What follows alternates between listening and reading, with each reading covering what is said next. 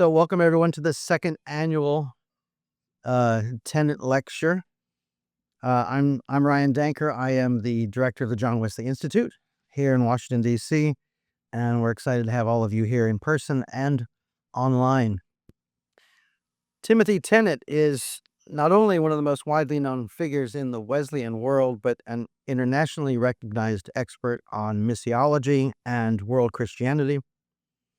As of 2025, he is the Methodist Chair of Divinity at Beeson Divinity School at Samford University, where he oversees their missions and world Christianity curriculum.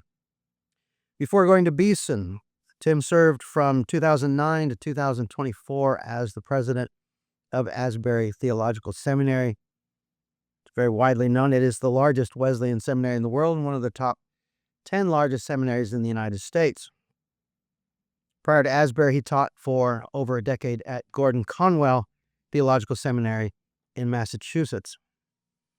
He was first ordained and spent many years in ministry in the United Methodist Church, serving under appointment in, as they say, in Georgia, and then later filling in various ways in Massachusetts. In 2023, he transferred his ministerial credentials to the Global Methodist Church. I do want to note, because we did talk about this a little bit today, Tim, he is the direct descendant of William Tennent, the founder of Log College, which was the precursor to Princeton University. And of course, I think one of his most important titles is that of the Distinguished Scholar of the John Wesley Institute. Tim holds a BA from Oral Roberts University, an MDiv from Gordon Conwell, a THM from Princeton Theological Seminary, and the PhD from the University of Edinburgh. Tim is married to Julie, and they have two children, Jonathan and Bethany. Join me in welcoming Dr. Tennent.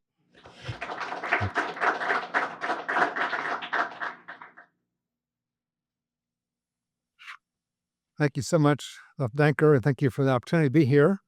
Is everything okay? And we're making good communication? Good.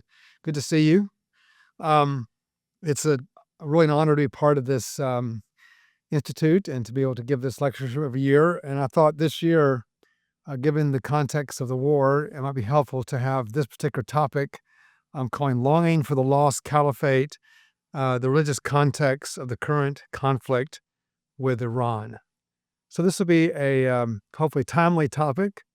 I'll share, my notes will be available to all of you if you want to see them later or get them from the IRD. And we'll have a time of Q&A afterwards, so feel free to save your questions that you may come about. The U.S. and Israel are involved in a serious conflict with Iran and various proxies of Iran in the Middle East, including Hezbollah in southern Lebanon, Hamas in the Gaza Strip, and the Houthis in Yemen. This conflict in the media is essentially presented as a political and economic conflict, and of course it's certainly that, but it's also more than that.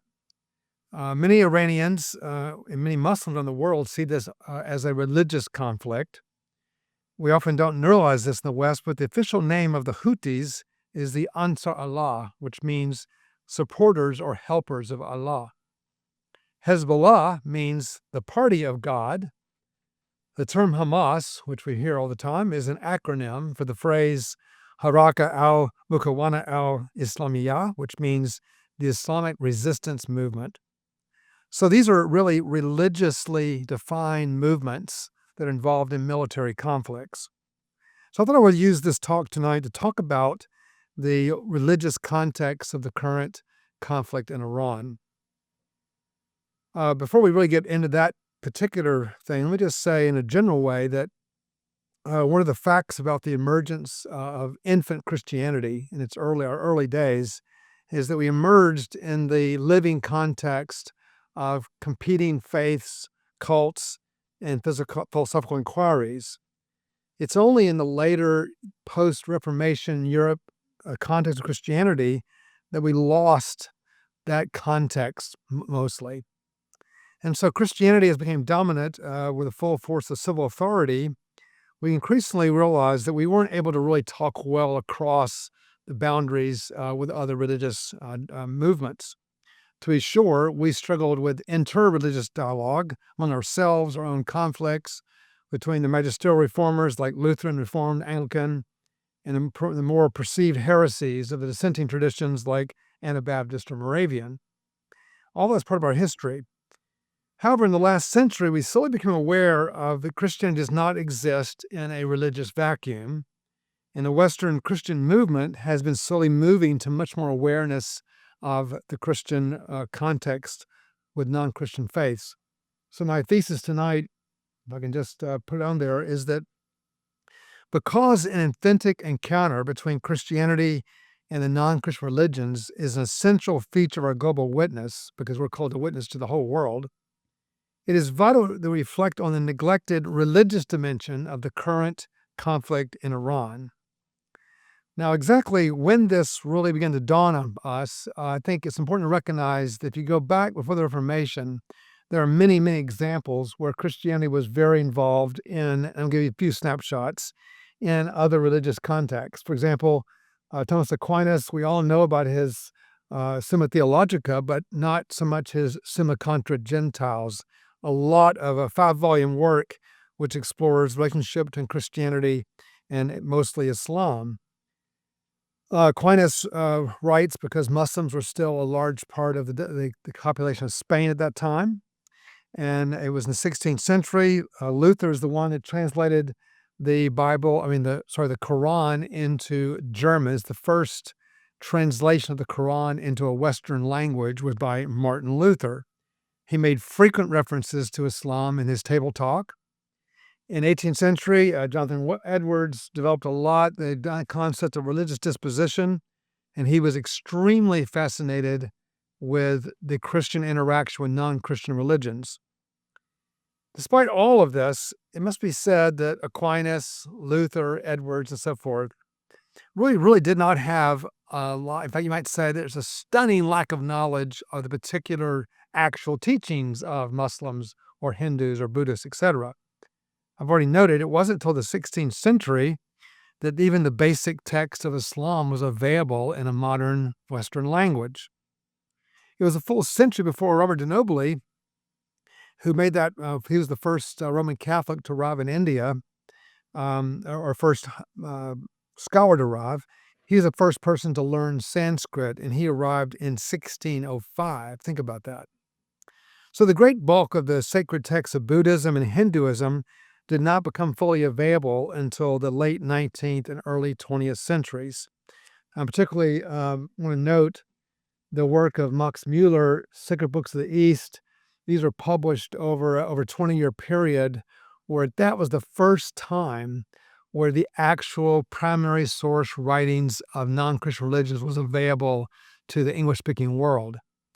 Today, all of these documents are available on Amazon.com at the click of a mouse. You could get one put on your iPad before you get home tonight, but it wasn't so for most of the world's history. If I were pressed to give a moment, when this conversation really re-emerged among Western Christians, I would say it happened at the World Parliament of Religions held in 1893. That was a very big turning point. And there was the Global World Missionary Conference in 1910 in Edinburgh. So what I want to do is I want to just kind of outline, I think, historically, just as a kind of a summary, how Christians have kind of fallen down, you might say, the spectrum of how Christians have interacted with other faiths as a general rule, Christian attitudes for other religions. And I'm going to kind of give a verse for each of those. The first is the verse from Acts 4:12. Salvation is found in no one else, for there's no other name under heaven given to men by which we must be saved. Acts 4:12. That's in some ways kind of the summarizing verse of this first view, which I call the discontinuous view. This view holds that there's a radical discontinuity between Christianity and all the non-Christian religions. Jesus Christ is the embodiment of divine revelation. All other religions are based on human attempts to justify themselves before God. And they think about people like Hendrik Kramer in his book, The Christian Message in a Non-Christian World. These are very, very famous book published in 1938, and basically argued that we should not even accept the distinction of general revelation, special revelation, but a revelation is effectively not simply about ideas or even theology, but it's about an act. It's about an historical act in Jesus Christ, a person who acts in history in real time and real space, and by definition, history is unique and unrepeatable, and therefore what God did in Christ is completely unique. I think we all can appreciate this view. I'm going to move on to the second view, which is the fulfillment view, and I think their main verse would be Matthew 5:18. I've not come to destroy, but to fulfill. The second view, called the fulfillment view, holds that the Christian faith completes and fulfills all the aspirations and longings which are already present in other religions and philosophical systems. This view presupposes that God is active in working the hearts of non-Christians, unbelievers, and seeking to draw him to himself. I think about books like John Farquhar's book, Crown of Hinduism. This is a very well-known book. There's also a book called Not to Destroy but to Fulfill by Eric Sharp. And these books look for not for discontinuity, but for continuity, saying that Christ woos people and he fulfills the hopes and aspirations of other religions. If they're truly pursued, then ultimately they will lead one to Christ. So, for example, if someone came to Christ from Islam, they would say that Islam was preparing them to receive the full revelation of Jesus Christ. Christ demonstrates his supremacy, they argue, not by destroying religions, but by fulfilling them. And just as he justly fulfilled the aspirations of the Jewish law, priesthood, law, sacrificial system, so he fulfills the highest aspirations of all religions. Probably in the early church, the best example of this would be Justin Martyr in his dialogue with Trypho, who points out that his many years of pursuing the truth through Greek philosophy, Platonism, Stoicism, etc., raised questions which could not be answered, and ultimately he found that answer in Jesus Christ.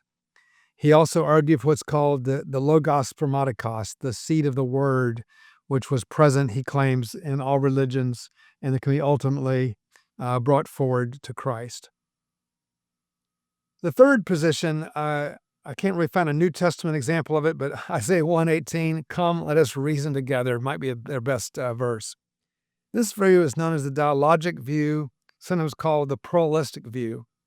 This view, unlike the other two, does not believe that Jesus Christ holds any particular unique claim of priority or superiority claims. Pluralism sees all religions as providing independent access to divine reality. You see this in scholars like Wilfred Cantrell Smith, W.E. Hawking. The general theme is that all religions are equals, and every religion should just be in dialogue with one with another. Hawking famously said in his Living Religions in a World Faith, he said, if it were true that without the doctrine of the one way, missions would lose their motive, I would accept that result. He's basically saying, I don't really believe that there should be a mission of the church to convert people to Christianity. Probably the most well-known contemporary exponent of this view is John Hick, who wrote a book called The Myth of Christian Uniqueness. He also wrote a book called The God and the Universe of Faith. He basically argues that religion really does not involve objective experience like history breaking in, but subjective experience, people's own experience of faith, longing for God, etc. And this view argues that religions differ only in a matter of degree, not any fundamental nature of reality. Now, maybe be aware that the church has at times also held all three of these views in big portions of the church. For example, in the heady days of the 19th century, the fulfillment theology was all the rage in the 19th century. After two world wars, it kind of shifted more to the pluralistic dialogical views, and then all through the 70s. In the last 50 years, we have seen a reemergence of more conservative, I would say more biblical views that are also present. But tonight, what I really want to do is just have as kind of a background. My real interest is kind of flipping the script a little bit and pointing out that Islam has the same kind of categories in terms of how Islam has interacted and thought about Christianity. Muslims, too, quite surprisingly perhaps given today's context, have over their history migrated to all three of these religious positions. If I were to ask, what is the view that's been most dominant over Islamic history, I would say that it is the fulfillment view. I don't know if you know this, but in, of course, John 14:26, John 16, 7 and 13, this is actually verse 13 here, and John 14:26, Jesus talks about the Helper or the Holy Spirit coming. This is the word, it's often translated, the Comforter will come, etc. The word that's used there is the word pleikotos. It's your when I go away, if I not go away, the Helper, Parakletos, will not come to you. I go, send him to you. He will guide you into all truth.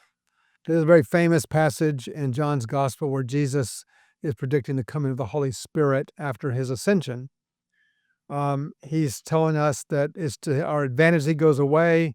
The Holy Spirit's going to make the presence of Christ universal, and he's going to teach us and lead us into all truth. But one of Muhammad's titles is Ahmed in Arabic, which means praised one. And if you take that term back into Koine Greek, it's Parakletos, very, very close.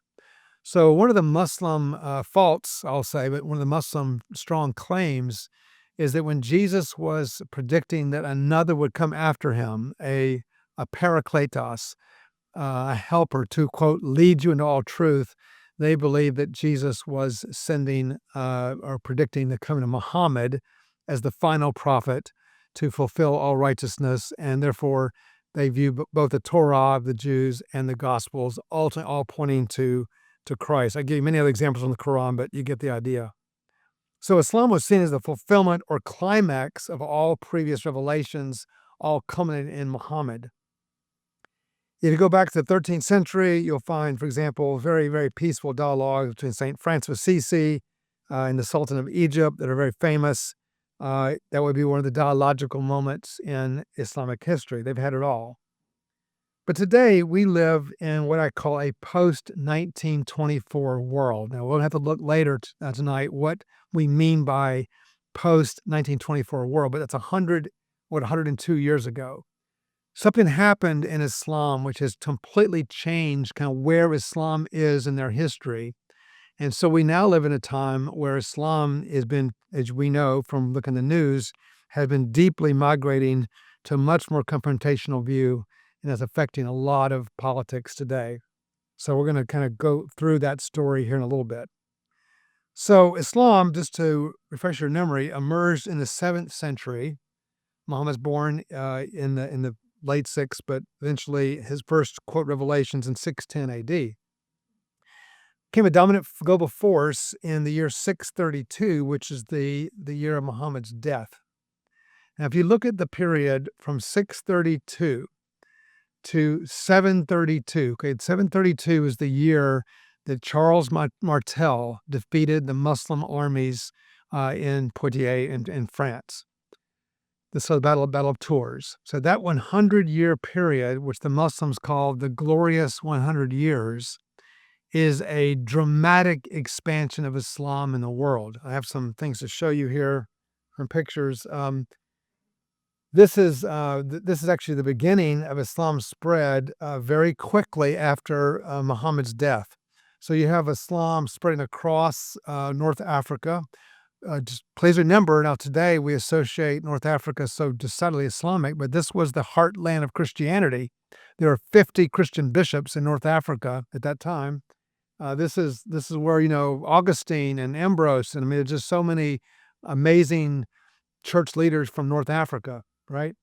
So, of course, the Holy Land, and then all the way out, to Iran, and then eventually they spread up into Spain. I'll show you the map later, but eventually it's in Poitiers, the Battle of Tours, where you have the the Torah Martel stops the Muslim the armies. And Islam actually, if you look at their map, actually I don't have the map. I thought I had a map of the whole area. I don't. Okay, if you look at the map of Islam in its full spread after the 100 years, it goes all the way to India, what was in those days India. Today it's Pakistan, but the Muslim part of India, which became Pakistan at partition, all the way to Western China, which today is, of course, the Uyghurs, which are still Muslim, across North Africa, across, the Mediterranean, all the way up into Spain. Basically, Islam hasn't lost any of that territory except for Spain, and it took 800 years for the Muslims to be driven out of Spain. So this is a extremely remarkable event from the Muslim point of view. It was done through Islamic armies. It was done through treaties. There were some countries that wanted to fight, and there were quite a few battles. I mean, the Persian Empire, Byzantine, etc. There were places like Egypt and Syria that signed agreements to become Muslim. But this was a dramatic expansion of Islam from 632 to 732. Now, the vast territorial expansion of Islam should remind us from the inception that Islam had a vision for a caliphate. Now, a caliphate, when Muhammad was viewed as a caliph, which means a leader, the head of the community. The caliphate is a vision for a fully united religion which unites mosque and state. So this is not a view of religion which simply says, well, religion's about morals and ethics, and we're gonna let politics and social rules be kept in a political sphere. It was a full unity of church or mosque and state. So this happens, if you look at the history of Islam, Islam went through 4 caliphates. We're not going to go through what happened and the wars and all involved with this, but they have gone through 4 caliphates. And they've had various what they call fitnas, which is a civil uprising. They had, challenges, various things happen on the way. But if you look at this map, you can see that Islam had an unbroken caliphate from the time of Muhammad all the way until 1924. Now, I told you that 1924 is a really important date to remember. This is the really turning point which defines Islam today. Okay, this 100 years of Islamic history is profoundly different since 1924. At that point, something happened pretty dramatically in the world, in which is not talked enough about in the West, and that is the coming to power of Ataturk as the first president of Turkey. Now, Turkey is an unusual country because it spans both Europe and Asia. In some ways, that's almost geographically significant, because it shows that part of Turkey's, dynamic and challenge was are we East, are we West, are we Asian, are we European? So Ataturk had a vision for a different kind of Islam. At the point of the time that Mustafa Ataturk became the first, he's their George Washington, when he became the first president of modern-day Turkey, he decided to push through a number of reforms. He had just come to power in 1923. So they had many, laws that are passing, but the 3 most important happened in early 1924. Now, they're unfortunately, like our laws, they're just given numbers. This is law number 429, 430, 431. You think they would have a little more classy names for these things, but these are super important laws. The first law, 429, it abolished Sharia. It expelled the Ottoman ruler, Abdulmajid II.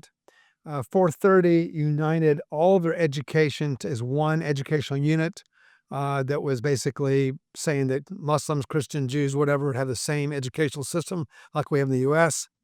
And thirdly, this is the big one, 431, they abolished the caliphate and expelled all of the Ottoman leaders. Now, you cannot fully appreciate what it feels like for Muslims since 1924 to have the caliphate abolished.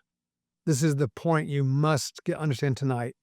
1924 is the birth of modern-day Islamic fundamentalism.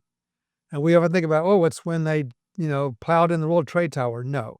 This started in 1924. Now, it's been building steam dramatically over the last century, but it began in 1924. To this day, Muslims that are like devout Muslims are very upset that this happened. And again, Ataturk argued for a more privatized Islam that was more like how we understand Christianity. Other religions have this as well, but that was not their idea. So what happened, and there have been, by the way, other phases of fundamentalism in Islam over the years, but this particular one, this is the most important one in 1,404 years of their history. This led to a number of groups who arose to denounce what they called fake Islamic rulers. I mean, it was in those days Ataturk, but today it's especially geared toward the royal families in the various Gulf states that we all know today. Al-Qaeda is the one that gave us the fundamentalist movement, which brought bin Laden, who you think he's hard on the U.S., calling us the great Satan, all of that. He had declared the House of Saud much more harsh terms. The Al-Qaeda, ISIS, Al-Shabaab, the Taliban, all of these regard the royal families as heretics, live in immorality, unfit to govern, especially the cradle of Islam in Saudi Arabia. So within 25 years of the demise of the caliphate, major works began to emerge. And these are books you may not be aware of, but these are extremely important books in the Muslim world. One is called In the Shade of the Quran, which is, I would say, not so much a book as a commentary that was released over quite a few years by Sayyid Qutb. He went through the entire Quran and reinterpreted every verse of it. It's like a commentary on the Quran that reinterprets the entire Quran in light of contemporary fundamentalist ideas. He wrote a book called Milestones. Sometimes this book is called Signpost. This book, when the U.S. During the Gulf War were raiding like various like terror cells and all that around the world, this was the most found book in those raids. It was a book called Milestones. Very, very famous book. In fact, when this other book was published, Abd al-Salam, Jihad, the absent obligation. This is the one that says that Islam should have jihad, that is like active, interpreted as like terroristic activity, as the sixth pillar. This led the very next year to, it was published in 1980, to the assassination of Anwar Sadat in 1981, which is assassinated by Muslims on live TV, by the way. I remember the day it happened.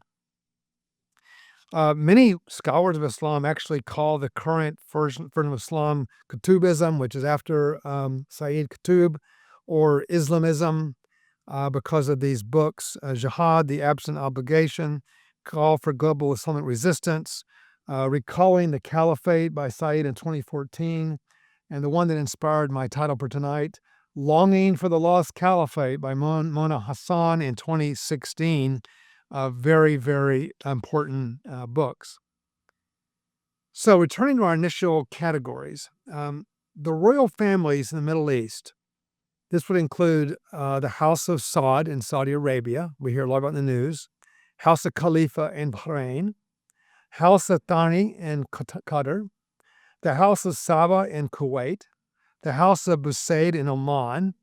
And the House of Hashim in Jordan, as well as the rulers of the UAE, which are 7 different emirates. All of those rulers are regarded in our version of things like mainline Protestant liberals. They're pragmatists, they're textual revisionists, they're quite liberal in their views of Islam.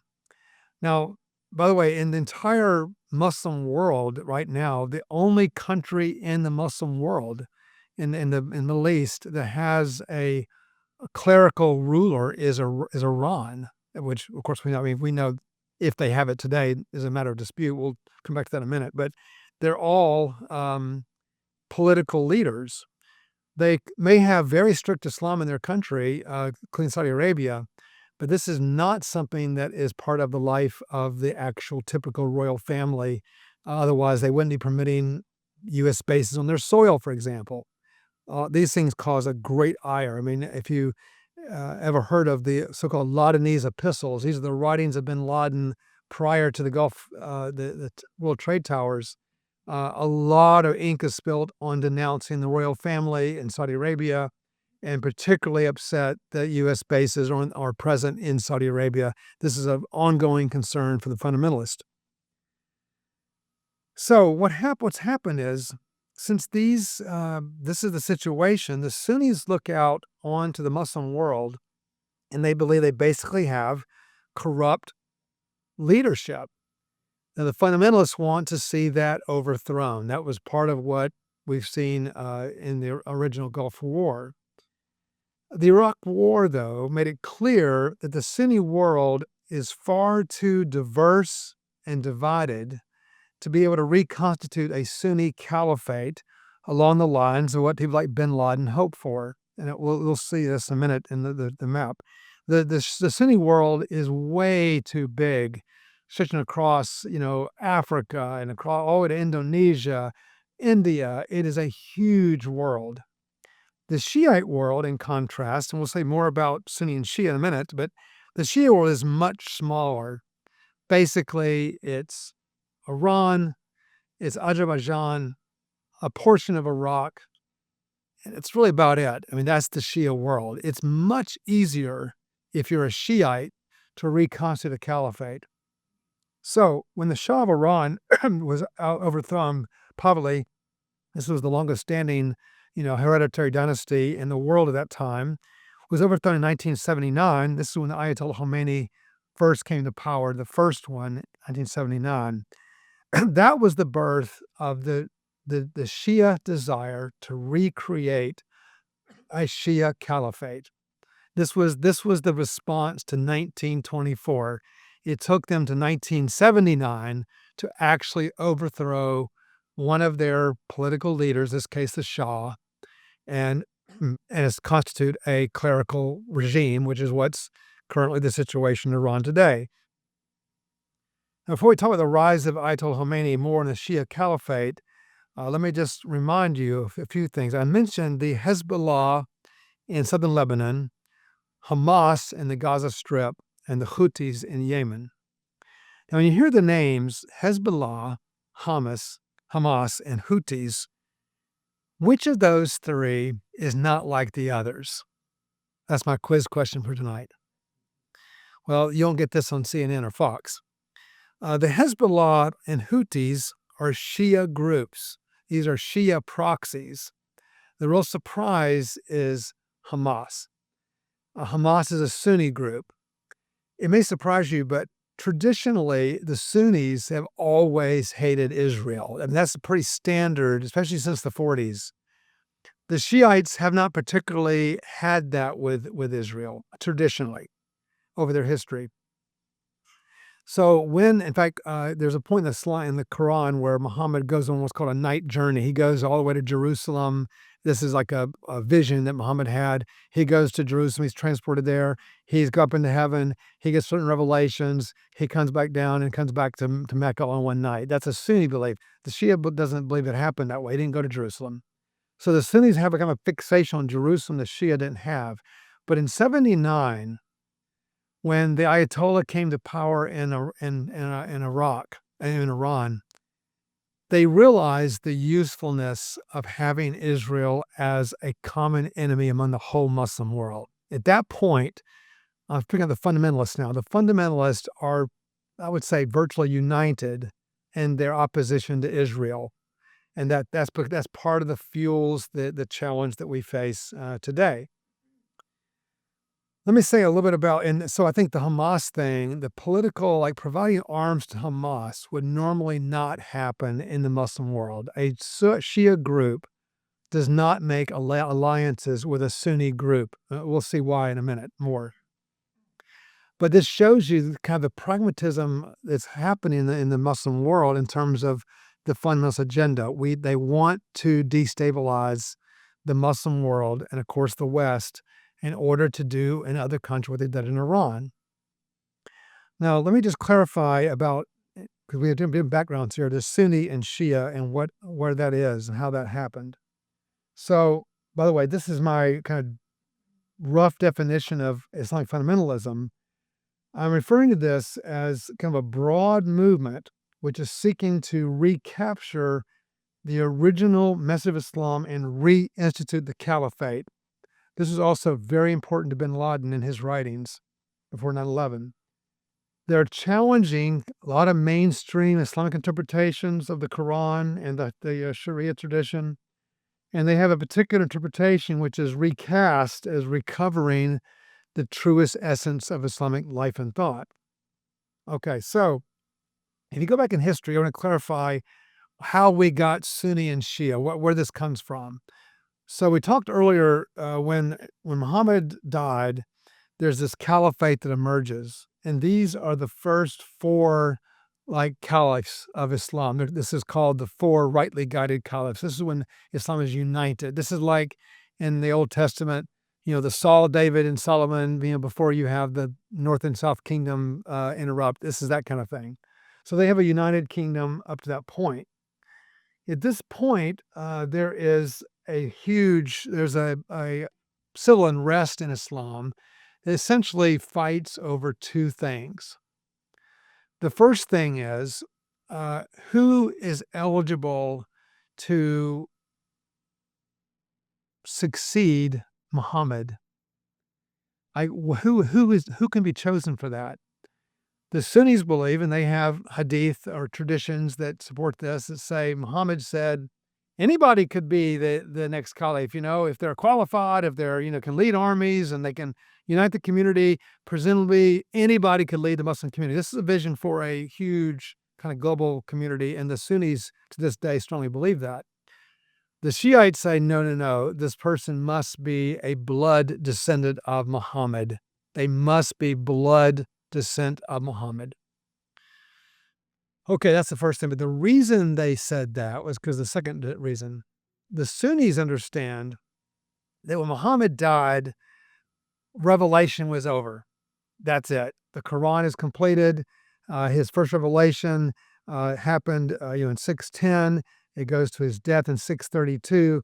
It's a 22-year period where the Quran comes. There's 114 chapters of the Quran. That happens when he's dead. That's it. It's like, that's the canon. That's the Muslim canon, as it were. The Shiites say, no, no, no, no, no. There's what they call the imamate, where certain Muslim leaders would actually receive not just the office of Muhammad, but the mantle of Muhammad. That means they could actually speak prophetically into the Muslim community and provide, divine guidance to the Muslim community.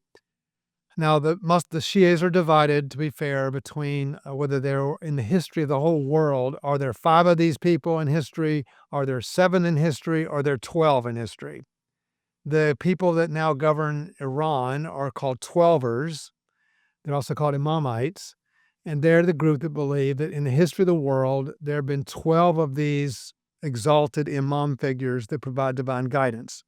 Now, put yourself in the shoes of a Sunni. This is like somebody who would say, we don't believe the Bible, stops at 66 books.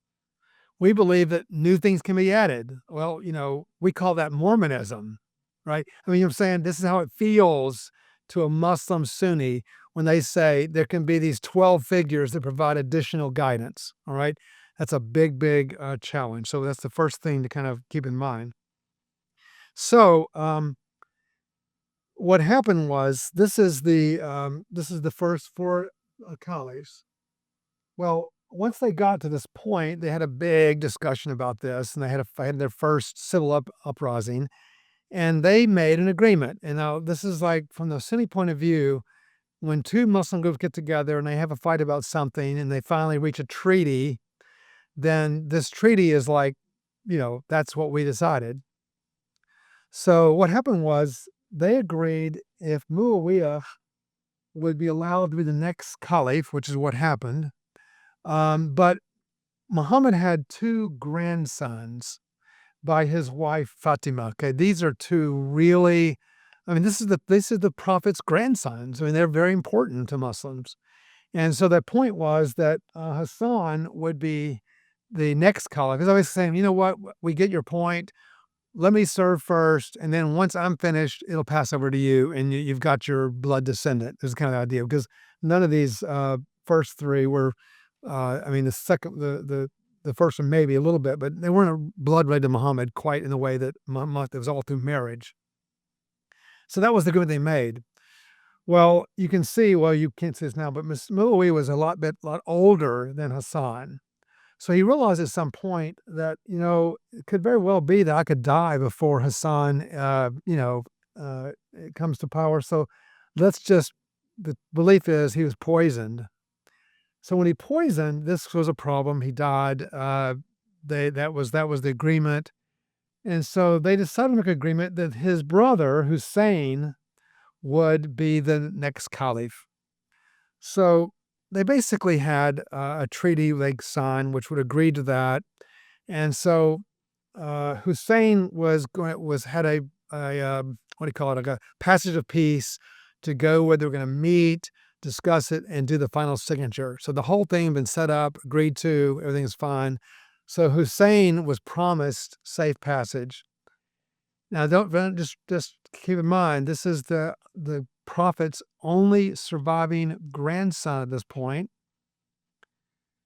So Hussein gets there and realizes something's not right. They surround him and they murder him. He's killed. Okay, this is known in the Shia world as the martyrdom of Hussein. If you go to the Muslim world, in the Shia world, and I've actually been there and watched this ceremony. It's unbelievable. This is on the 10th day Haram. This is in the first year of the Muslim calendar, the 10th day. These young boys and men in general walk to the streets and they will flagellate themselves, causing blood on their shirts. This is like their version of a passion play type thing. They self-flagellate, and their whole point of this is to reenact the martyrdom of Hussein. All right. So this is much worse than like in the Western history, like, the massacre of Glencoe or those kind of events. But in the case of the Muslim world, this is rehearsed every year. It's reenacted. You're passing down vengeance. The Shia believe that the Sunni were completely treacherous in murdering Hussein. And so the murder of Hussein is a huge event, and it's caused a lot of bad blood between the Sunnis and the Shias. So they don't trust each other. There's a huge, long animosity. And now in 79, with the rise of Ayatollah Khomeini, they have taken up this belief that this is our opportunity, and this may put it bluntly, but to stick it to the Sunni world. The Sunni world is too divided, too diverse to put together a caliphate. But Shia, it's just Iran. And now that the Gulf War has happened, which Iraq had a Sunni leader, they now have a Shiite leader. And this is their moment, from their point of view, to reestablish a Shia caliphate and prove that they really are the true Muslims, the proper successors of Islam. So we are now in a 100-year period where the fundamentalists, and particularly in the Shia world, are trying to press what they believe is their opportunity. Now, if you look at this, this is kind of a picture of Sunni Muslims versus Shia Muslims. All right. So this is think how the size difference, this is 85% to 15%. Okay. If you look at all these are Sunni Muslims, these are Shia Muslims, they're a lot less. Okay, this is the map I want to show you. So this is the kind of the vast sweep of the Muslim world where they're dominant. This is the Shia world right there. So you can see, if you put yourself in Iran's shoes, this is their opportunity to reconstitute the caliphate. If you look at more up close, where is there like little stronger notes of Shia? You can see it's pretty high. I mentioned already Azerbaijan. There's parts of that. Iraq, pretty high percent. This is, I think, higher than it actually is, but it's certainly very, very high. And then, of course, this is where the Houthis are. So this is a pretty manageable place where they can have their caliphate. And this, I think, is essentially what they're trying to do. If you also look at who the Shia are, they are by and large not they're not Arab Muslims. Okay, so when you think about Islam, the vast majority of Muslims are not Arab. They're like in Indonesia or Turkey or wherever, they're Turks or whatever. But if you look at the Shia world, these are uh, Persian Muslims. So basically, Sunni Islam in the Middle East are mostly Arabs, and Shia are mostly Persians. Again, that's why it's strong in Iran. But if you look at even in Iran, you see Iran has 95%. Well, what are the 10%? Well, there are 10% non-Shia in Iran, but they are in all the coastal areas where Iran has non-Persian peoples living, which is why when the helicopter went down, I mean, the plane was shot down over Iran a week or two ago. It fell down. It happened to come down in an area of people that are generally not opposed, generally are opposed to the clerical rule. It was like the best place to go down. I mean, if you can go down, it could have been a lot worse. And we're also very thankful that he was retrieved. Okay, so we are now 100 years into a period in history where Muslims have swung from kind of more dialogic or fulfillment view to much more antagonistic, confrontational view. So you go back to 1924 and before, the fundamentalists would have been probably 15% of Islam. Today, it's a big, big portion. It depends on where you are in the world, but it's a much larger percentage. So it's that group is growing in Islam. And that group is trying to make its reference, especially in the Shia world. Iran is seeking to reestablish the only likely version of the caliphate.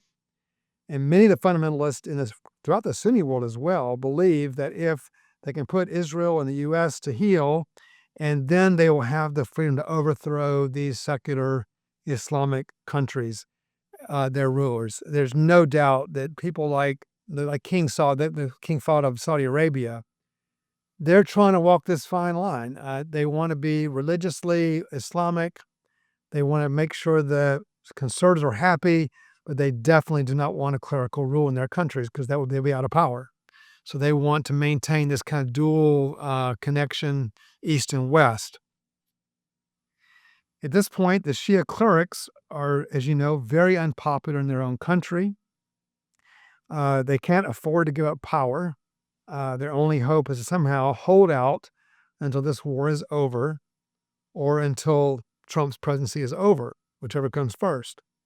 I don't think they believe, who knows what they believe, but I don't think they believe they have to win any military victories.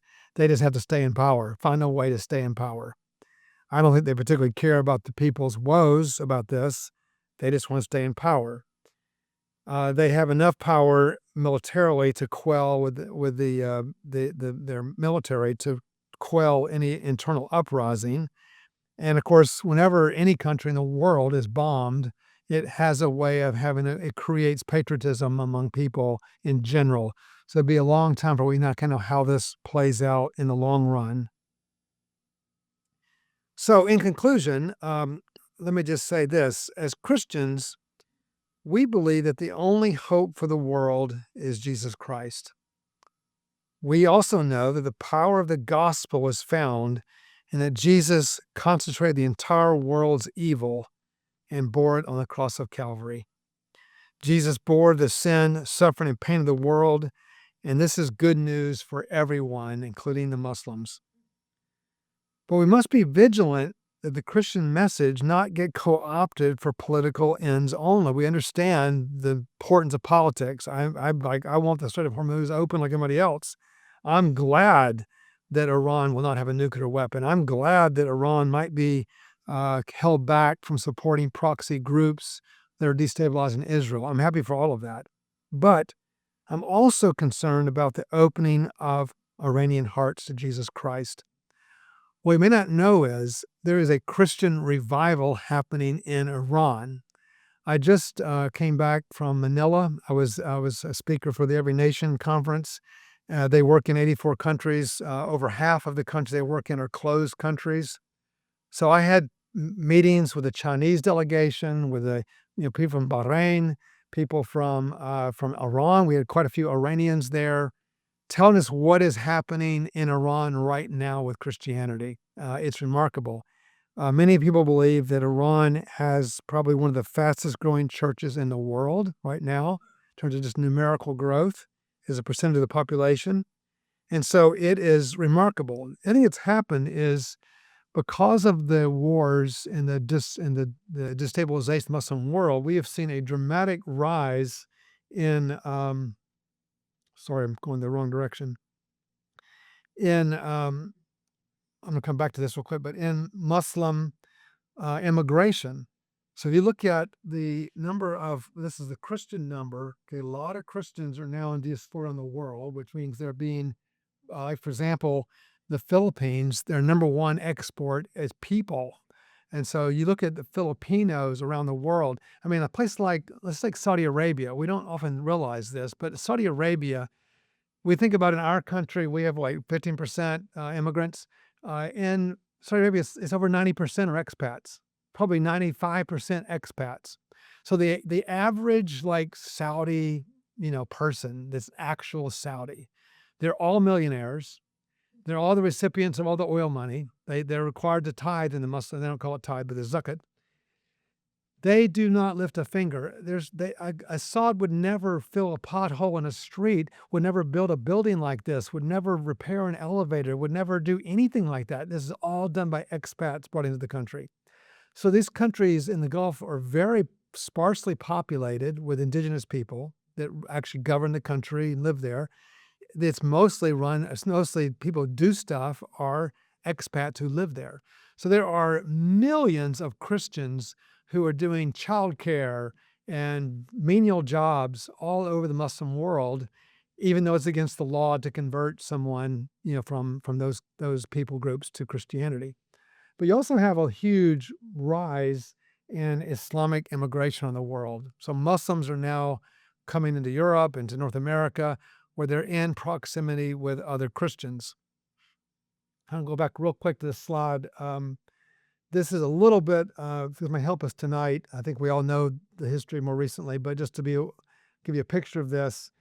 This is 1979. Of course, this when the Shah was overthrown, when he was outside the country getting an operation. There was a short 2-year period where the Shah agreed to try to institute. The Shah. The Shah agreed to institute democracy. Only that's for 2 years. So the only experience that Iran has with any kind of democracy was a little 2-year stint. This person eventually nationalized the oil fields, so he was overthrown by the CIA, MI6. Then you have 79 when Ayatollah Khomeini comes into power. That's the beginning of Shia theocracy to this very day. You recall that they had taken 56 hostages for 444 days. And if you remember 1981, when Ronald Reagan was coming to office, they were a bit concerned about what might happen if Ronald Reagan became president. And therefore, literally at the very moment when Ronald Reagan was being sworn into office, is when they released the 444 hostages. And they literally passed him a note on the dais right here in the Capitol as he was being inaugurated. The hostages were just released. After 444 days, he died in 89. And then you have the one, Ayatollah Khamenei, who's the one that was killed in the airstrike February 28, 2026. And supposedly, Mojtaba Khamenei, his second son, has been named the supreme leader. He has not been seen. Nobody knows. But again, they're determined to keep the theocracy going. So this is like supposedly who's in charge of Iran. I mean, I think the IRGC is probably in charge, but we don't know this for sure. But supposedly he's in charge. He was his second son. Back in the 79, the word Ayatollah was a very expanded term. It was a very rare term. It means a sign to God. This is where they get their word for that verse of the Quran, ayahs. It means sign or signpost. Then eventually, if you got to a certain point with good grades and you graduate from their Sharia school in Iran, you could be called an Ayatollah. So there was like a multiplication of Ayatollahs. And so now this person's called the Grand Ayatollah, and that's the position that he's in. So at this point, that's where we are at this point. You can see, these are the numbers I was saying about in immigrants, 93.9%. These are international migrants in the country. That's the end of my slideshow. I want to go back and just have this one on the, maybe this one here would be good to have on the overhead for any questions. But I want to come back to my closing thoughts. There are likely 1 million Christians in Iran right now. Think about that, 1 million Christians we never hear talked about. I'm really concerned about them. And I believe that when Jesus said, I will build my church, this has to believe people from every part of the world, including the Muslim world. And I certainly hope that in this, and even through this destabilization, we might see the emergence of a very powerful church in Iran that can freely live and preach, propagate the gospel throughout Iran. Thank you very much.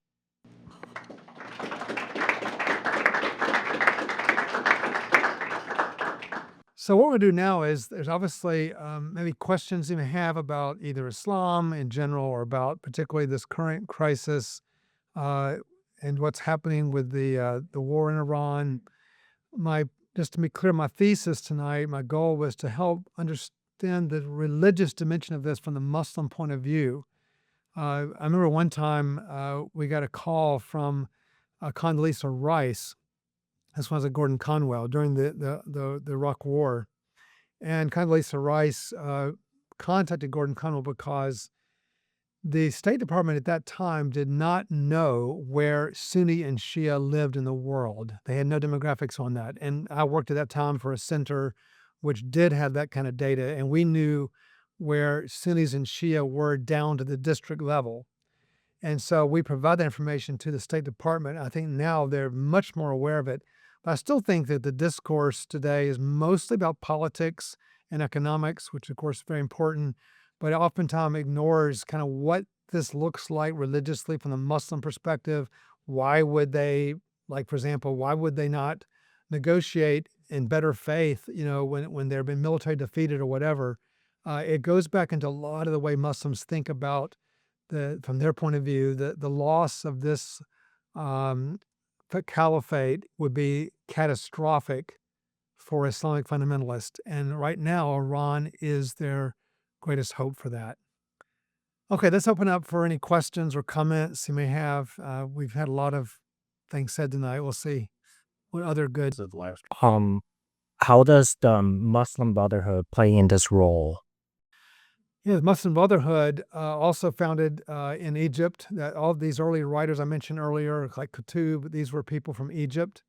And so the Muslim Brotherhood was started in Egypt as a way of creating basically groups that would read these books together and then spread the message of jihadism and Islamic fundamentalism around the world. These groups have been very popular. They're found all over the world.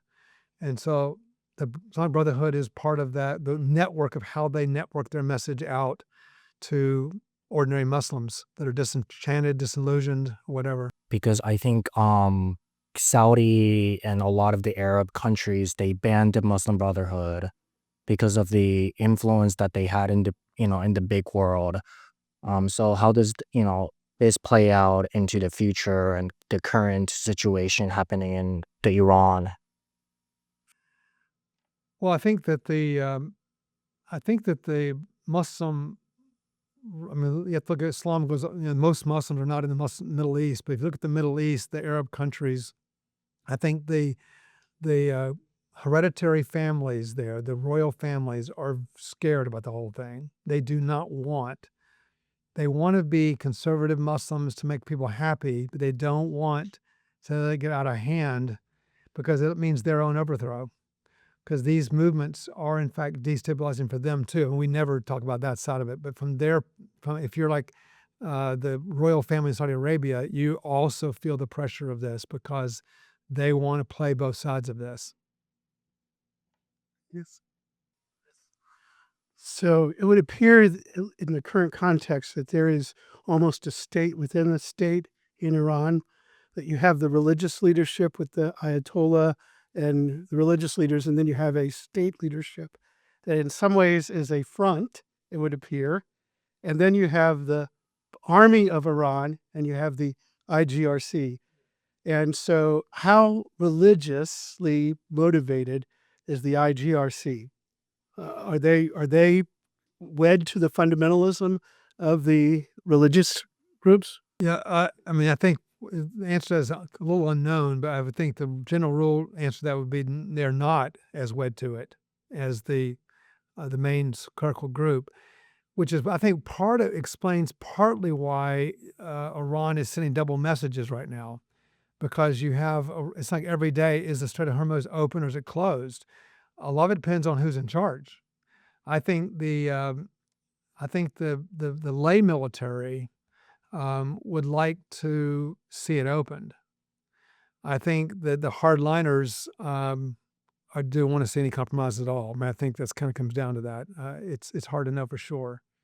No one knows. I mean, that's one of the things that's been questioned a lot. Like when they have the demonstration on the streets, at what point could military people join in with those protests? That of course was not happening. And so there's different estimates, but thousands and thousands were jailed or killed during the protesting period.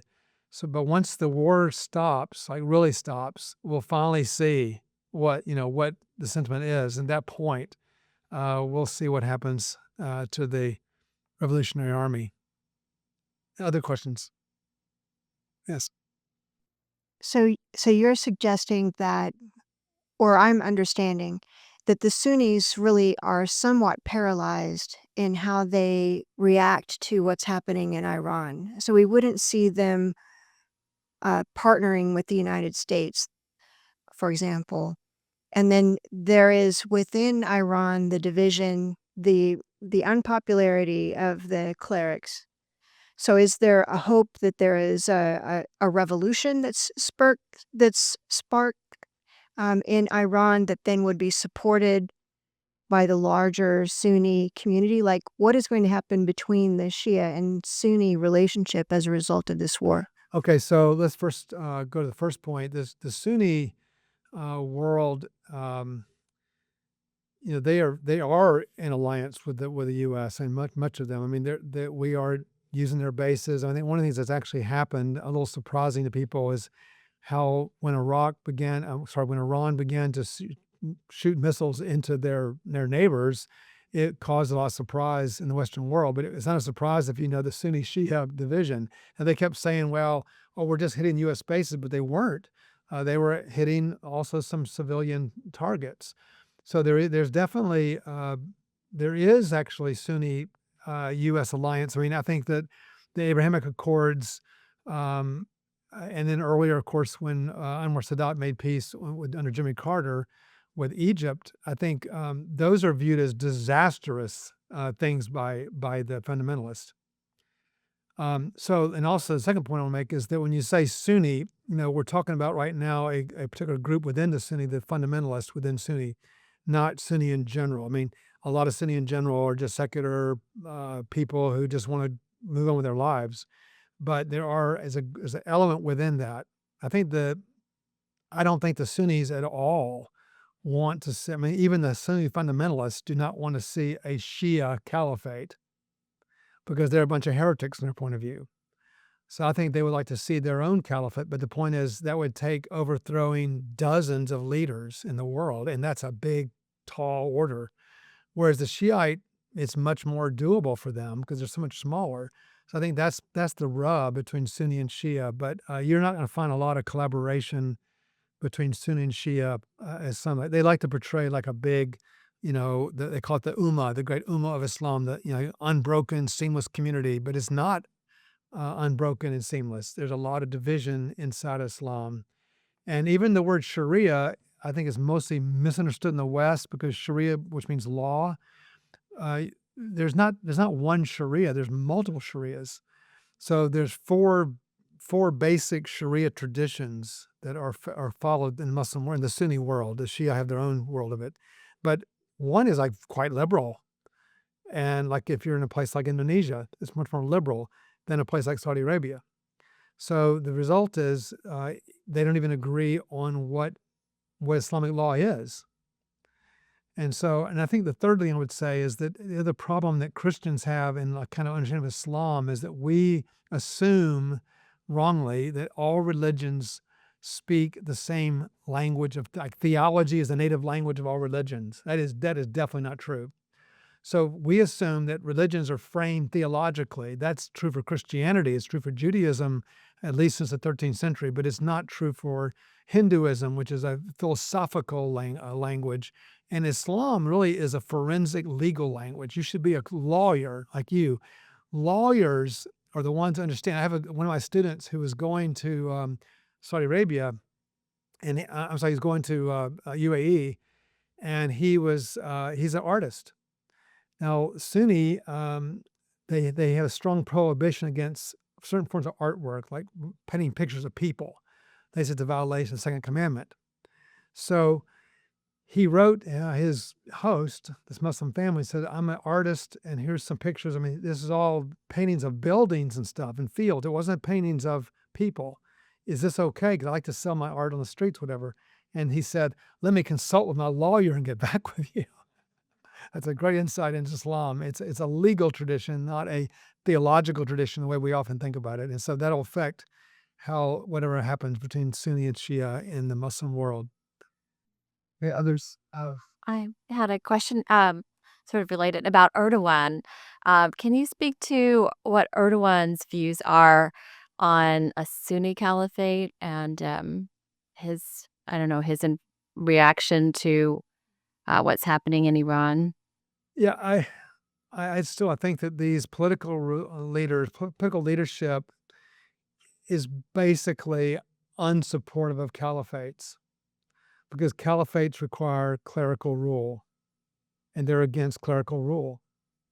I mean, I think we have to understand that these leaders, like when Saddam Hussein was overthrown, no one believed that Saddam Hussein was in any way a practicing devout Sunni Muslim. These are political leaders, and they are not. They're looking at their own political advantage in their countries. Just wonder if you could speak a bit more, and you already did in your talk, but just elaborate a bit more on the religious foundations of Iran's hostility to Israel. The Sunnis have this fixation on Jerusalem, but the Shia don't have, as you said. And in the West, we often think that if Iran were to get their hands on nuclear weapons, they wouldn't hesitate to use a weapon on Israel. But how well-founded is that hostility from the Shia tradition and from their religious viewpoint? Yeah, unfortunately, it's kind of a divided. I mean, just back to the night journey of Muhammad, the Quran is the kind of the holy book of Islam, but Sharia, which is their legal tradition, which is what really matters, is taken from the Quran and the Hadith, which are collections of stories of Muhammad, things he said, things he did, etc. And that once that goes into Sharia, it doesn't matter where it came from, it's in Sharia. It's that kind of thing. So therefore, in the Hadith that Sunni accept, they believe that Muhammad had this nighttime journey to Jerusalem. And to be fair, there are many Shia who also believe that. But there is a division among some Shia who believe that the night journey went to Iraq, not to Jerusalem. So there was just a little more peacefulness. I mean, the Sunnis are the ones that control Jerusalem. So they had more interaction with them negatively. Islamic history, unfortunately, when Muhammad, this is one of the ironies of their history, when Muhammad was under siege in Mecca, if you go back and say, like, the Muslim era begins what's called the Hijra. This is when Muslims fled Mecca and fled up to Medina. The reason Muhammad went to Medina was because the Jews provided safe harbor for him. And so it's really ironic that Islam had its beginning because at that time, these Muslims were part of an Abrahamic movement that was pushing for monotheism in Arabia. But within 7 years, you had major battles where Muslims were slaughtering Jews from the very beginning. So unfortunately, the Shia, or sorry, the Sunni are the ones that particularly want to go back to those battles, because the battle there's two battles: the Battle of Badr, Battle of Uhud, and this explains a lot also about politics, because the Battle of Badr is where there are only 316 Muslims who were fighting 3,000 people that came against them, and the Muslims won. And so they call that the mother of all battles. So it goes down in Sunni history as we can face like innumerable enemies and come out on top. It's like Afghanistan. Russia goes in and invades Afghanistan for what, 8 or 9 years, and they can't defeat Afghanistan. They didn't have any military at all, hardly, and eventually the Russians left. That's the mentality in the Muslim mind. The Shia did not have that experience, and so they don't rehearse that as much. So there wasn't the sense that, Israel's this, you can imagine from their point of view, Israel's a very powerful military. I mean, it's like shockingly powerful given how small it is. You have to where is Israel on the map? It's so small. And they're this very powerful military. And because of that, they are like the great power to bring down. And that's something that's rehearsed more in the Sunni world. And so the Shiites really didn't get into that so much. In fact, not just that, even the whole Palestinian cause. Another thing about that was because in Hadith, the Sharia does not allow for suicide. Okay, so they allow for martyrdom. So martyrdom was perfectly allowed. If you're in a battle and you get killed in a battle, you go to heaven. But that's like passive martyrdom, killing yourself, blowing yourself up. That started in the uprising in Palestine. That was a new challenge, and many Muslims did not go for that. And even when 9/11 happened, there were 60 Muslims that were killed that day in the World Trade Tower that were had bankers and lawyers or whatever. That was against Sharia law. But so this has really also fractured them in terms of how that comes out with Israel. And I think that they finally realized that they would get more political support when the fundamentalists, if they all united on that point. And so we're getting a convergence of negativity toward Israel. I mean, it's always been bad, but since the Israel's nation emerged, but it seemed to have gotten worse in the more recent period. You mentioned about the Shia Sunni in a very broad sense. What do you think about the majority of the Sunni Muslim, not elite or Arab with oil, but I'm from Pakistan, and my understanding is this majority of the Sunni Muslim, do not like these Amir and King, and if they have chance, they would, kick them out of the power, but they don't have. So Iran basically doesn't have much sympathy for Palestinian. You just said they are Sunni and Iran is Shia. Iran is just trying to make brownie point among Sunni Muslim to kind of become a leader in Muslim world. That even though I'm Shia, but Islam or Muslim cause are more dear to me than Shia or Sunni thing. Yeah, I understand it. Yeah, agree. I do agree. And the second thing, how did our attack on Iran help 1 million Christian in Iran? Thanks. Yeah, that's a great question. I have no idea the answer to that. We don't know how many Christians have been killed in the conflict. We have no idea. The Christians we met with in Manila, at that point, people were just fleeing, away from the coastland. But at this point, the war expanded, of course, throughout the whole country. And I think that we don't know the number of casualties and how many were Christians. But, obviously it's sad if Christians are getting killed inadvertently.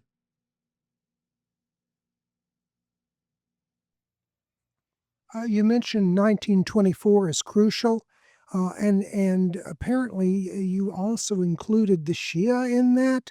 Would the Shia have recognized the Ottoman Caliphate? Would they have thought that that was the caliph? And I mean, I've never thought that the Shia would have a caliph. I thought that was not in their system. And I guess kind of as follow-up, does Iran really have any aspirations to lead the Muslim world, to lead the Sunni? Do they think they're going to unite Islam? No. Yeah, let me just clarify that point. Good question. No, the Muslims, I mean, the Shia have their own system, the Imamite. We'll come back to that, but the Shia do not have any aspirations to rule the Sunni world at all. I mean, there's no way they could do it. The hatred is too great. The point being, though, is that if they could prove that they could create their version of a caliphate, and I'll come back to why I call it a caliphate, and they could then prove that they are the true Islam. That's the real point. They're trying to prove they're the true Muslims, not the Sunni. By the way, the word Sunni means normal or normative Muslim. It comes from Sunnah. The word Shia means sect, like a sect of Islam, S-E-C-T. They don't want to be a sect. They want to be the mainstream Islam. So in that sense, they want to make that thing, but they have no aspirations to kind of, they don't think it's possible. But your second point, yeah, all this caliphate that happens in 1924 it's a Sunni thing, absolutely. But the important thing of 24 onward is that that's the birth of Islamic fundamentalism in general in the Sunni world. That has had a huge impact on the Shia world. So what's happened is that event and the realization, because even the Shia believe in the union of church and of mosque and state, so that's in their blood, and therefore they do long for that. The thing that makes the Shia important on the caliphate idea is that they believe in the Twelvers, which in Iran believe, is there will be a final hidden Mahdi at the end of time, right? The Mahdi figure. So they believe that this whole coming together under clerical rule will allow this figure to emerge, which is the final messianic figure at the end of all time. So that's apocalyptic for them. I think that gives them the impetus for it. So even though they have their own imamate, which has been passed down hereditary through all these years. They're like, these are business people, whatever, that inherit that line from Muhammad, but they're not Islamic leaders. They're not fundamentalist leaders at all. Some are secular, beer drinking, whatever, but they're holding the place for that imam, that final imam to come into. That's the point, I think, where it's kind of fired the imagination of the Muslim world. And we shouldn't think that these books that are being written about jihadism and reinterpreting jihad in more militaristic terms has not been read and appreciated by the Shia world. All these groups, Hezbollah, these are Shia groups, not Sunni groups. So the fundamentalism is deeply gone across the whole Muslim world. It's not contained just within Sunni. Hi, my question was also about 1924, but more in the sense that, from my understanding, there were a lot of uprisings from the Arab world against the Ottomans going on at the time. So was their viewing of this, the abolishing of the caliphate as a catastrophe, more of the abolishing of the caliphate as a concept, or the abolishing of the caliphate as ruled by the Ottomans? Because if you make an analogy, it sounds like the Italian president comes in and says, like, all right, the Vatican's gone. And then you have some group over here in Spain maybe that says, okay, well, this is good for us because now we can claim the caliphate. So I guess it seems like a lot of the Arabs would have said, oh, this is great for us because now we can reclaim the caliphate down in Mecca or wherever it is. But yeah. Yeah, that's another great question. I do think that's a fair point to say in some ways 1924 is more of a symbolic point. I think so, but it's important. I mean, the point is that fundamentalism in Islam is trying to recast Islam and reread the text of the Quran. So if you read these books that have been written, they're talking about it as if it was the end of the caliphate as a functional Islamic rule, which, as you said, was not true.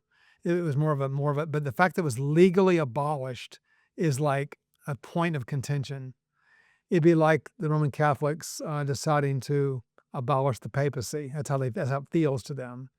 And so, in that sense, I think it's probably historically a bit more symbolic, but I think the power of the symbolism is it gets interpreted in populistic terms that grab the Muslim heart, you know. I think you should be given time to have a question. Oh, I'm sure you've seen polls the last several years of Iranian religious affiliation where a majority of Iranians say they are no longer Muslim. Maybe a quarter to a third are agnostic, and another third are theistic but no longer Muslim. And the believing Muslims are, according to these polls, maybe down to 25 or 30%. Assuming that's true, what will that happen to fundamentalist Shiite Islam, do you think? Yeah, that's true, of course, of the whole Muslim world. There's a lot of, I mean, there's a distinction between someone's kind of cultural religious affiliation and their actual practice, what they believe or whatever. And so that's a problem. But again, the Muslims use that, the fundamentalists have used those statistics to fuel their fundamentalism. They're saying, look at the movies, for example, that have come across from once the internet really got going.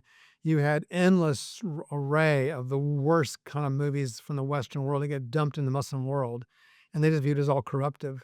So they're looking at a way to see how can we legally, because this is, again, it's a legal tradition. It's not about changing people's hearts.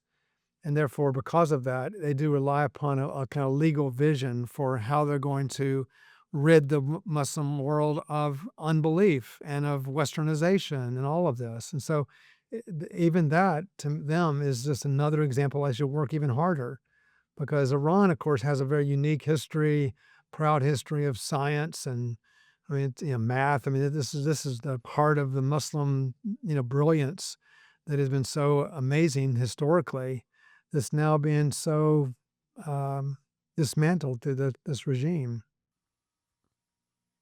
Thank you. With regards to the 5, 7, or 12 kind of imamate successors, is that kind of like understood as there being 5, 7, or 12 successors at any one point in time, or over the course of all of history? And is there any kind of agreement as to like who the 5, 7, or 12 could have been or could be? Or are they still to come, perhaps, or something like that? Right. So because the Shia world is based on a succession of people that, are from Muhammad, there are times when there are more than one that could be that person. So, for example, let's take the Seveners, for example. The Seveners believe that the seventh one was Ismaili, but that was a competing. The other ones don't believe that it was somebody else. So what you have is, to answer your first question, the Imams 5, 7, or 12 happens over the whole of history. And so it's not something at any one time. So it's all over with from all of them. It's all in the past, except for the last hidden imam at the very, very end. But it's because they disagree about who the fifth one is, or the seventh one is, or the 12th one is. That's the problem. Yeah. Join me in thanking Dr. Tennant.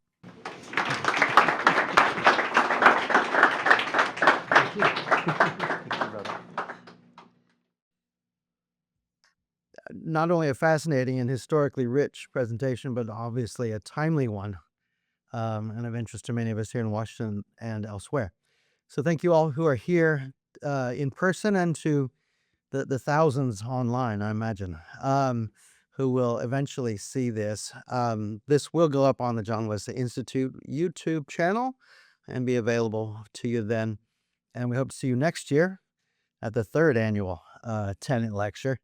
And God bless you all.